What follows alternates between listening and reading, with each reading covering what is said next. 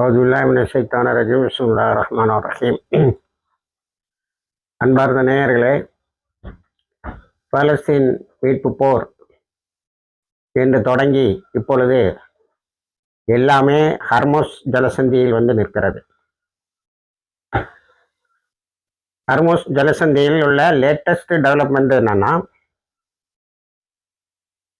நம்முடைய லெபனான்ல தாக்குதலை நடத்தி கொண்டிருந்த இஸ்ரேல் உடனேயே போர் நிறுத்தத்தையே ஒத்துக்கொண்டு இருக்கிறது. காரணம், இப்பொழுதே ட்ரம்ப் இந்த போர் நிறுத்தத்தை நிறுத்தினார். ஏனென்று சொன்னால், பாகிஸ்தானில் இருந்து ஒரு டீமே ட்ரம்பின் சார்பில் ஈரானுடைய கால்களை கழுவி கொண்டு இருக்கிறது. ஈரான் நிபந்தனைகளுக்கு மேல் நிபந்தனைகளை போட்டுக்கொண்டு இருக்கிறது. அதில் மிகவும் முக்கியமானது, தொடக்கத்தில் இந்த ஈரான் அமெரிக்கா இஸ்ரேல் போர் நிறுத்தத்தின் போது ஈரான் சொன்ன 10 நிபந்தனைகளில் 10வது நிபந்தனை, அதை நாம் விளக்கமாக அந்த காணொலியில் பதிவு செய்தோம். 10வது நிபந்தனையாக இந்த போர் நிறுத்தம் லெபனானையும் உள்ளடக்கும் என்பதை இஸ்ரேல் ஒத்துக்கொள்ளாமல், அங்கே போர் நிறுத்தம் அமெரிக்கா தன்னுடைய தாக்குதலை நிறுத்தியவுடன் ஈரானும் தன்னுடைய தாக்குதலை நடத்திய போது 1 மணி நேரத்தில் ஒரு தாக்குதலை நடத்தி அதில் 50, 60 என்று இப்பொழுது 353 பேர் அதில் ஷஹீதாகி இருக்கிறார்கள். அதாவது, நான் கட்டுப்பட மாட்டேன், இந்த போர் நிறுத்தம் என்னை கட்டுப்படுத்தாது என்று இஸ்ரேல் சொல்லியது. இப்பொழுது இஸ்ரேல் திடுதிப்பும் என்ற அந்த போர் நிறுத்தத்தை அறிவித்திருக்கிறது. அதை இஸ்ரேலிய ஊடகங்கள் த இம்போஸ்ட் சீஸ்ஃபயர், ட்ரம்ப் வந்து போர் நிறுத்தினா அப்படின்னா இவன் நடத்திட்டான். சாதாரணமாக ஒரு கேபினெட் மீட்டிங்கை கூட்டி அதுக்கு ஒரு ரெசல்யூஷன் போட்டு அது வழியாக வரும். இப்போ கேபினெட் மீட்டிங் எல்லாம் கேபினெட் மெம்பர்ஸ் எல்லாருக்கும், அதாவது போர் அமைச்சரவை உள்ள அத்தனை பேருக்கும் தொலைபேசியில் தான் சொல்லியிருக்கிறார், இது ஒரு முழுமையான சரண்டர் டு ஹிஸ்புல்லாவிடம் நாம் முழுமையாக சரணடைந்து விட்டோம் என்பதை தான் காட்டுகிறது என்று இஸ்ரேலிய ஊடகங்கள் எழுதி கொண்டிருக்கின்றன. உண்மையிலே அதுதான். ஏனென்று சொன்னால், இந்த பிந்த் ஜுபைலில் 2 ஆம்புஷ் நடந்தது நேற்று முந்தைய தினம். இந்த பிந்த் ஜுபைலுங்கிறது லெபனான் இஸ்ரேல் பார்டர்ல இருக்கு, லித்தானில் இவருக்கு அந்த பக்கம் இருக்கு. அதை கையகப்படுத்த வேண்டும் என்று இஸ்ரேல் நீண்ட நாட்களாக போராடி ஓரளவுக்கு அங்கே ஒரு பஃபர் சோன் என்று சொல்லக்கூடிய பாதுகாப்பு வளையத்தை ஏற்படுத்துவதற்கு ஏற்பாடு செய்து கொண்டிருக்கின்ற நேரத்தில் தான் ஹிஸ்புல்லா தன்னுடைய தாக்குதலை ஈரான் மீது அமெரிக்காத்தையும் இஸ்ரேலும் தாக்கியவுடன் ஹிஸ்புல்லா தன்னுடைய தாக்குதலை தொடங்கியது. இந்த தாக்குதல் மார்ச் 1, 2 இருந்து ஆரம்பித்து இன்று வரை நடந்தது. இப்பொழுது நடந்த அந்த 2 ஆம்புஷ்ல 300க்கும் மேற்பட்ட இஸ்ரேலிய இராணுவத்தினர் அளிக்கப்பட்டார்கள். முதல்ல அவர்கள் குடியிருப்பதற்காக ஏறிய ஒரு வீட்டுக்குள்ளால் ஹிஸ்புல்லா போராளிகள் இருந்தார்கள். அவர்களை மலமல என்ன சுட்டு தள்ளினார்கள். அடுத்து அதில் குற்றுயிரும் கொலையுயிருமாக கிடப்பவர்களை மீட்பதற்காக ஒரு அணி வந்தது, அதையும் அளித்தார்கள். இதில் ஏறத்தாழ 300 பேர் காயப்பட்டும் இறந்தும் போனார்கள். அவங்கள எவாக்குவேட் பண்ண முடியல. பிறகு ரிக்வஸ்ட் பண்ண பிறகு ஹிஸ்புல்லா எடுத்துட்டு போங்கன்னு விட்ட பிறகு பல ஹெலிகாப்டர்கள் இஸ்ரேலுடைய மருத்துவமனைகளுக்கு வந்து கொண்டு இருந்தது. இப்போ இதனால அங்கே இருந்த பாதுகாப்பு வளையம் முற்றாக அளிக்கப்பட்டு விட்டது. இஸ்ரேல் 2 விசாரணை குழுவை போட்டு விட்டது, எப்படி இந்த அசம்பாவிதம் நடந்து நாம் இவ்வளவு இராணுவ வீரர்களை இழந்தோம் என்று. இது இருக்கும்போதே இப்போ நமக்கு இருந்த பாதுகாப்பு வளையம் இல்லை, நம்ம பிடிச்சதும் இல்லை. இன்னும் இருக்கும்போதுதான் பேச்சுவார்த்தைக்கு வாஷிங்டனுக்கு போனாங்க. அதை நான் உங்கள்கிட்ட சொன்னேன் இதுக்கு முந்தின காணொலியில். வாஷிங்டனுக்கு ஹிஸ்புல்லா வர முடியாதுன்னு சொல்லிடுது. அங்கே லெபனானுடைய தலைவர்கிட்ட என்ன சொல்லிச்சோன்னா, பிரசிடென்ட்ட, நீ எதையும் விட்டு கொடுக்காத, எந்த கன்செஷனும் கொடுக்க வேண்டாம், நாங்கள் இஸ்ரேலுக்கு உள்ளால புகுந்து கையகப்படுத்திருக்க இடத்துல இருந்து நாங்கள் பின்னவே வரமாட்டோம் என்று சொல்லிவிட்டார்கள். இப்போ இஸ்ரேல் என்ன கேட்குதுன்னா, லெபனான் என்ன கேட்குதுன்னா, நீ இந்த அரைகுறையா இந்த பார்டர்ல சில பஃபர் சோனுன்னு வந்தால் அந்த இடத்துல இருந்து வெளியில போயிரு அப்படின்னு. ஆனா ஹிஸ்புல்லா கையில் இருக்க இடத்துல இருந்து அவங்க பின்னாடி போவாங்கன்னா, பிரிட்டானிய ரிவருக்கு பின்னாடி போவாங்கன்னா எந்த நிபந்தனையும் இல்லை. இப்போ இதுல ட்ரம்புக்கு பயங்கர நெருக்கடி. ஏனென்று சொன்னால் ஈரான் வந்து அந்த 10 நிபந்தனைகளிலும் மிக பிடிவாதமாக இருக்கிறது. அது போட்ட இந்த 10க்குள்ளாலதான் நம்ம பேசுவதற்கு பாகிஸ்தானுக்கு வந்தோம். ஆனா நீங்க வந்து பேச்சு 21 மணி நேரம் பேச்சுக்கு இடையில 17 முறை நெத்தன்யாகுவை கான்டாக்ட் பண்ணிருக்கேன். D Vance, vice president of America, துணை ஜனாதிபதி 17 தடவை அவன் பேசியிருக்கான். கடைசியில ஒரு ஒற்றுமையா ஒரு டீல் வரும்போது கடைசி நேரத்துல நெத்தன்யாகுவிட்ட இருந்து ஒரு போன் எல்லாத்தையும் விட்டுட்டு இஸ்லாமாபாத்ல இருந்து கிளம்பி போயிட்டான். ஆனா நான் உங்கள்ட்ட ஏற்கனவே சொன்ன மாதிரி அப்பாஸ் அகர்ஜி இஸ்லாமாபாத்துக்கு இருந்து நேர தெஹ்ரான் வராம உலகம் முழுவதும் சென்று ஒரு அணியை ஏற்படுத்தினார். இன்னைக்கு பிரான்ஸ், ஜெர்மனி, இட்டலி உட்பட, நெதர்லாண்ட்ஸ் உட்பட பல நாடுகள் ஒரு கான்ஃபரன்ஸ் நடத்துது ஹர்மோஸ் பகுதியை கீழே வந்து எப்படி நேவிகேஷன் வச்சுக்கலான்னு. அந்த நிலையில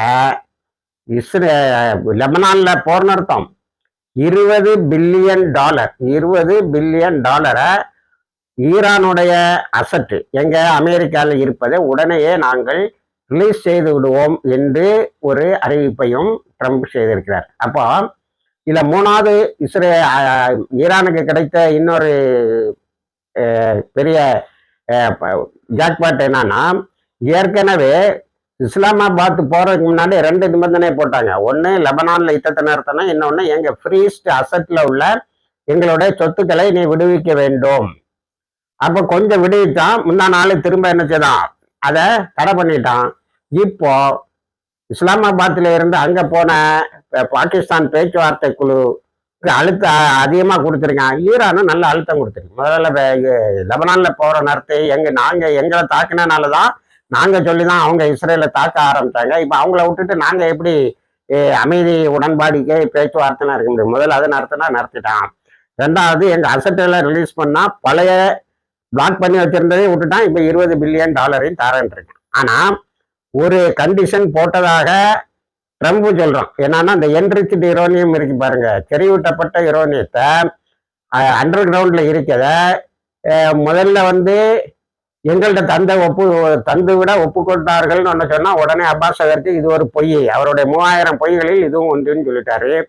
ரெண்டாவது அந்த யுரேனியத்தை நீங்க வந்து வெப்பன்ஸ் கிரேடுக்கு மாற்றக்கூடாது. அதுல 450 கிலோ, இதை பிடிக்க போய் தான் 4 ஃபிளைட்டை இழந்தானோ, இதை திருட போய் 450 கிலோவை நீங்க வந்து வேற ஏதாவது நாட்டுக்கு மாத்திரணும். இது எதுவும் முடியாது. என்ரிச்மெண்ட் எங்களுடைய சொந்த டிசிஷன், எங்களுடைய முடிவுக்கு உட்பட்டது என்று சொல்லி இருக்கிறார்கள். ஆனால் $20 பில்லியன் ரிலீஸ் பண்ணதா இப்ப லேட்டஸ்டா வந்திருக்கு. ஏதாவது கண்டிஷனை போடுவான், அப்படி மனம் குளிர பணத்தை கொடுக்க மாட்டானோ. ஆனா இதுல இருந்து என்ன தெரியுதுன்னா, என்ன நிபந்தனையாவது போட்டாவது நம்ம ஒரு போர் நிறுத்தத்தை சொல்லி எங்கேயோ ஜெயிச்சோம் எப்படியோ ஜெயிச்சோம்னு ஓடிடணும். இப்போ ஹர்முஸ்ல அமெரிக்கா கொண்டு வந்த இந்த பிளாக்கேட், அதாவது தடை எந்த அளவுக்கு வேலை செய்யணும், ஒரு மண்ணாங்கட்டியும் வேலை செய்யல. இந்த ஹர்முஸ் முற்றுகை, அமெரிக்காவுடைய முற்றுகையின் போது ஈரான் வந்தது 9 million barrels of oil, 9 million barrels, அதாவது 90 லட்சம் பேரல்ஸ் டீப்பாய் எண்ணெயை வித்திருக்கிறது. நல்ல பணம். இதுல நல்ல லாபம் அடைஞ்சது யாரெல்லாம்னா, ஒண்ணு ஈரானு, அதை விட அதிகமா லாபம் அடைஞ்சது சைனா. ஏன்னா ஜப்பான் முதற்கொண்டு எல்லா நாடுகளுமே நாங்க யுவான்ல பே பண்றோம்னு சொல்லி அந்த போல் டாக்ஸை, அந்த நுழைவு வரியை செலுத்தி கொண்டு இருக்கிறார்கள். அதை விட அதிகமா யாருக்கு தெரியுமா லாபம்? ரஷ்யாவுக்கு. ரஷ்யாவுக்குள்ள என்ன வாங்கக்கூடாதுன்னு சொல்லிட்டு இருந்த எல்லா நாடுகளும் வாங்கலான்னு சொல்லிட்டான் ட்ரம்ப், வேற வழி இல்லாம. இப்போ இந்த 3 நாடுகளும் நிறையவே பணத்தை சம்பாதித்து கொண்டன. 20 கப்பல்கள் சராசரியாக ஹர்முஸ் பகுதி ஈரானுடைய கப்பல்கள் சராசரியாக கடந்து சென்றன. அதே போல வெளிநாடுகளில் இருந்து வந்த உணவுப் பொருட்கள் ஈரானுடைய இமாம் கொமைனி ஏர்போர்ட்ல, இமாம் கொமைனி துறைமுகத்தில் அந்த உணவுப் பொருட்கள் இறக்கப்பட்டன, ஆயில்கள் ஏற்றப்பட்டன, கொண்டு வந்து ஹர்முஸ் பிளாக்கேட் பெரிய தோல்வி. அடுத்தால இன்னொரு பெரிய நெருக்கடி என்னன்னா, இந்த 15 கப்பலை விட்டோம்னா இன்னைக்கு 20 கப்பல் 19 கப்பல் கணக்குல வருது. அதுல 1-2 கப்பலை ஈரான் அடிச்சு தாத்து இருக்கு. இதுல 20,000 செயிலர்ஸ், அதாவது இந்த கப்பல்ல வேலை செய்யக்கூடிய சிப்பந்தி இவங்கெல்லாம் உணவு இல்லாமல் கஷ்டப்பட்டு இருக்கிறார்கள். காரணம், இவர்களுக்கு உணவு வரக்கூடிய பாதைகள் எல்லாம் ஈரான் அடைத்திருக்கிறது. உள்ள இருந்த ஸ்டாக்கு பத்தல. இன்னும் ஒரு 10 நாள்ல எல்லா ராணுவம் கடல்ல குதிச்சு நீந்தி எங்கேயாவது போயிடலான்னு பார்த்திருப்பான். அவங்களுக்கு இருந்த ஸ்டைல்ல அவங்க நிறைய பேர் ரிசைன் பண்ணியிருக்காங்க. அதாவது 30 நாள் ஈரானுடைய அட்டாக்ல 734 பேர் இறந்திருக்கான். ஆயிரக்கணக்கானவர்கள் அமெரிக்க இராணுவத்தில் இருந்து ராஜினாமா செய்திருக்கிறார்கள். அடுத்தால என்ன நடந்திருக்குன்னா, நிறைய பேர் ரிக்வெஸ்ட் கொடுத்துருக்கான். என்ன ரிக்வெஸ்ட்னா, எங்களை யுத்தத்துக்கு பயன்படுத்தக்கூடாது, எங்களை விடுவித்து விட வேண்டும்னு ரிக்வெஸ்ட் கொடுத்துருக்காங்க. அதாவது இது இன்னொரு விதத்துல ஒரு ராஜினாமா கடிதம். இப்ப இந்த ப்ரெஷர் இருக்கு. சில ஊடகங்கள் 6000 பேர் அமெரிக்கானோட இராணுவம் அழிஞ்சே போச்சுன்னு சொல்றான். அதை கன்ஃபார்ம் பண்ணக்கூடிய செய்திகள் எங்கும் இல்லை. இவ்வளவு ப்ரெஷர் இருக்கனால எப்படியாவது ஒரு ஒப்பந்தத்தை கொண்டு வாடான்னு சொல்லி பாகிஸ்தானை அனுப்பி அவனை வரமாட்டேங்கிறான். இந்த டெஹ்ரானை விட்டு அதை விட்டு என்னமெல்லாம் விட்டு கொடுக்க முடியுமோ அதையெல்லாம் விட்டு கொடுக்கிறார்கள். இப்பொழுது ஈரானுக்கு $20 பில்லியன் கிடைச்சினா அவங்க தங்களை திரும்பவும் பெரிதாக கட்டமைத்துக் கொள்வதற்கு, இப்பவே பலமா தான் இருக்காங்க, கட்டமைத்துக் கொள்வதற்கு உதவுகிறது. இப்போ ட்ரம்போட பொய்கள் ஒவ்வொன்றா விட்டுட்டு வந்த போது பொலிட்டிக்கோன்னு ஒரு மேகசின் ட்ரம்ப் எனக்கு தான் அப்பர் ஹேண்டுங்கிறாரு. அது பொய். நம்ம ஈரானோட இந்த யுத்தத்தை, அனாவசியமான இந்த யுத்தத்தில் நிறையவே இழந்து விட்டோம். அப்பர் ஹேண்ட் ஈரானுக்கு தான் இருக்கு.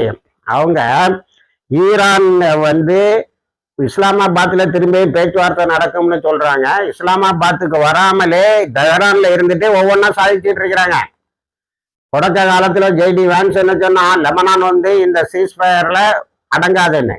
பிறகு சீஸ்ஃபயர்ல அடங்குன்னா ட்ரம்ப் அது அவர் தான் பாக்குறாரு, இவர் தான் பாக்குறாருங்கிறாரு. இப்போ இஸ்ரேலுக்கு தலையில ஒரு தட்டி நிறுத்தினான்னா அவன் மினிஸ்டர்ஸுக்கே சொல்ல முடியல. ஒரு கூட்டத்தை கூட்டி ஒரு பம்மாத்தான் நாங்கள் ஒரு தீர்மானம் போட்டு போர் நிறுத்தத்தை கொண்டு வந்தோம்னு கூட சொல்லக்கூட அவகாசம் இல்லாமல் இம்போஸ்ட். அதோட ட்ரம்ப் இன்னொன்னு சொல்லியிருக்கான், இனி லெபனானை இஸ்ரேல் தாக்காது. இப்போ 10 நாளைக்கு இந்த போர் நிறுத்தங்கிறாங்க. ஆனா போர் நிறுத்தத்தை இஸ்ரேல் என்னைக்காவது கடைபிடிச்சான்னா இல்லை. அதுதான் இதுலேயும் நடக்கும்.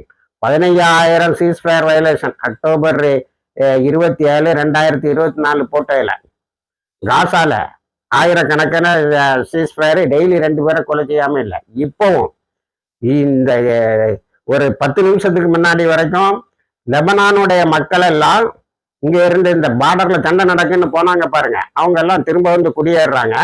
இப்போ லெபனான் என்ன சொல்லியிருக்குன்னா, ரொம்ப அவசரப்பட்டு வராதீங்க, கொஞ்சம் பார்த்து வரலான்னு சொல்லக்கூடிய அளவுக்கு தான் இருக்கு. ஏன்னா இவன் எப்ப தாக்குவான்னு தெரியாது. ஆனா நத்தியானுக்கு ஒரு பெரிய ப்ரெஷர் கொடுக்குறாங்க. ஏயா பங்கர்ல வாழ்ந்தே செத்து போயிட்டோம், இனிமே நாங்க நார்தர்ன் இஸ்ரேலுக்கு போக முடியாது. ஆனா லெபனான்ல இருந்து போனவங்க எல்லாம் லெபனான்ல திரும்ப வந்துட்டாங்க. நாங்க என்னைக்குமே போக முடியாத ஒரு நிலையை ஏற்படுத்தி விட்டாய். அதனால உன்னோட இந்த இடத்தை ஆக்கிரமிப்பதும் ஆயுதங்களை பயன்படுத்தி நீ வாழ்வதும் நமக்கு புண்ணியப்படாதுன்னு. இப்போ சீஸ்ஃபயரு இல்ல அவன் எதையுமே சாதிக்க போறது இல்லை. அவன் திரும்பியும் தாக்க தான் போறான். அதுபோல திரும்ப யுத்தம் எந்த நேரம் வேணாலும் வந்துடும். அவனுக்கு என்ன பெரிய நஷ்டம்னா, பஃபர் சோன் அடிபட்டு போச்சு. இஸ்ரேலுடைய சில பகுதிகள் ஹிஸ்புல்லானோட மிலிட்டரி கமாண்டுக்குள்ள இருக்கு. இப்போ என்னன்னா, இந்த இடத்துல இருந்து ஹிஸ்புல்லா இனி போவாது. அப்ப நார்தன் இஸ்ரேலுக்கு ஆள் வராது. இது ஒரு பெரிய கஷ்டம். அவனுக்கு பெரிய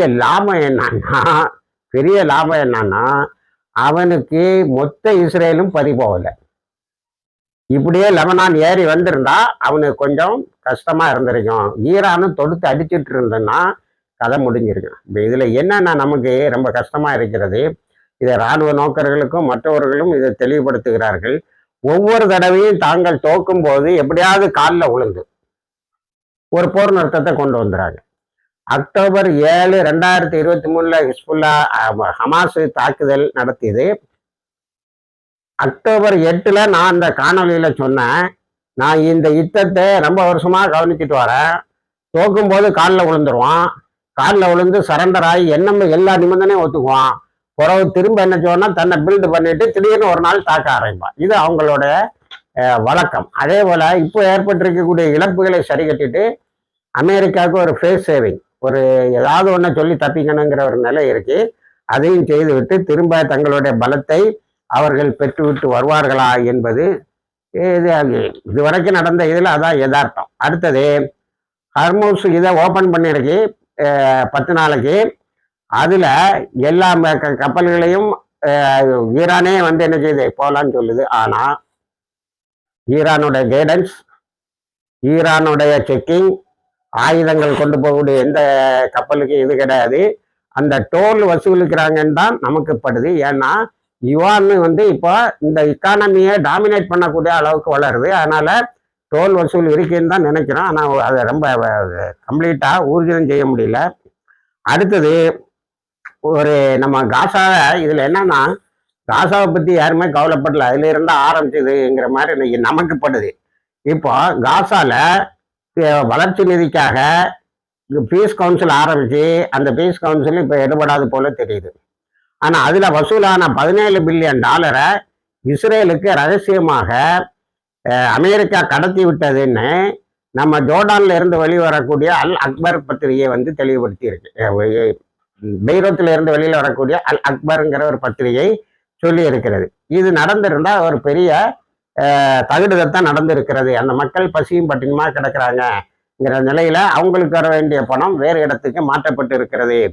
இப்போ எத்தனையோ தடவை இடிச்சு தளம் தெரியாம ஆக்கிற சிஃபா ஹாஸ்பிட்டல் வேலை செய்து. ஆனா இதுல பெரிய சோகம் என்னன்னா போதிய ஃபியூவல் இல்லாம இன்குபேட்டர்ல இருக்க குழந்தைகள் சிலது கஷ்டப்படுகிறது என்ற செய்தி வருகிறது. அடுத்தால ஜெருசலத்துல பயங்கரமான தாக்குதல் நடத்தி செட்டில்மெண்ட் எல்லாம் அழிச்சாங்க. இப்ப இந்த போர் நிறுத்தம் அந்த பயல்களுக்கு, அந்த வந்தேரிகளுக்கு ஒரு சின்ன இடைவெளியை கொடுத்ததாக தெரிகிறது. ஆனால் காசாவினுடைய என்கிளேவ், காசா வளாகம் இருக்கு பாருங்க, அதுல ஈரானும் ஹிஸ்புல்லாவும் அடிச்சது, ஹூத்திஸும் அடிச்சாங்க. அதனால இப்போ இந்த எல்லோ லைனுக்கு இடையில காசா வளாகத்துக்கும் காசாவுக்கு உள்ளால எல்லோ லைன்ல மாட்டிருக்கவன் நிறைய பேரு, நிறைய இஸ்ரேலிய ராணுவத்தை தற்கொலை செய்யறாங்க, அல்லது ஓடி போறாங்க, அல்லது சரண்டர் ஆகிறாங்க. இப்போ ஹிஸ்புல்லாவே பிந்து ஜுபைலுக்கு முன்னாடி நிறைய பேரை கைது செய்திருக்கு. அப்போ இஸ்ரேலிய ராணுவத்துல ஒரு பெரிய குழப்பம் இருக்கு. இப்போ ஹமாஸ் ஆயுதத்தை எடுத்தா காசாவை எக்ஸ்டெண்டட் பண்ணிடலாங்கிற மாதிரி இருக்கு. ஆனா அது சம்பந்தமான எந்த பேச்சும் இல்லை. இப்பொழுது நடக்கக்கூடிய ஈரானுக்கு ஏற்பட்டிருக்கக்கூடிய இந்த டெம்பரரி நிம்மதி அதுல தன்னை வளர்த்துக்கிட்டே தான் இருக்குது. மிசில் டெக்னாலஜி எல்லாத்தையும் வளர்த்துக்கிட்டே தான் இருக்குது. அதனுடைய மிசில் சிட்டி கிட்ட இவனும் போகவே முடியல. இப்ப பேச்சுவார்த்தையில அதுவும் இல்லை. மிசிலை பத்தி பேசல, யுரேனியம் என்ரிச்மெண்ட் பத்தி தான் பேசிட்டு இருக்கேன். மீதி எதை பத்தியும் பேசல. அவங்க பணத்தை எல்லாம் ரிலீஸ் பண்ணுவேன்னு சொல்லியிருக்கான். அப்போ பேச்சுவார்த்தைக்கு வர்றதுக்கு முன்னாடி ஈரான் ஒவ்வொன்றாக சாதித்து கொண்டு இருக்கிறது, வெற்றி பெற்று கொண்டு இருக்கிறது என்பது தெளிவாகிறது. இணைந்திருங்கள், தகவல்களை தருகிறோம். வாய்ஸ் தவானா அல்ஹம்துலில்லாஹ் ரப்பில் ஆலமீன்.